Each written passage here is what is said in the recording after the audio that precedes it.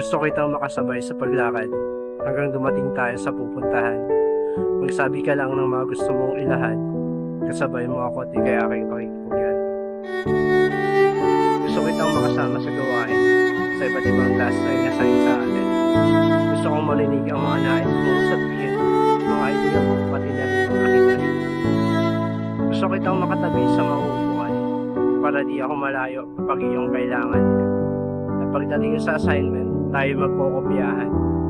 Pagdating ng exam, tayo magtitigilan.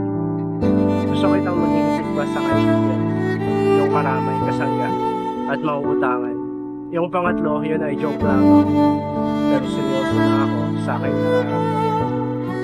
Gusto kitang alayan itong aking katha, sapagkat para sa akin yung sa kalimutan.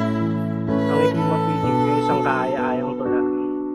Ang inspirasyon sa ngayon, sa iyo yun. Gusto kitang makilala pa ng lubos. Makasama ka parati hanggang oras sa ibang oras. Sa bawat sandali, nais mo ikaw ang kape. Sa bawat araw na lumaraan, ito lamang ang hiling. Gusto kitang magkagusto rin sa akin. Kung gusto mo rin ako, pwede mo nang sabihin.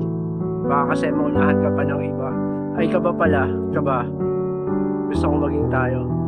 Pwede na ba ito, sinta?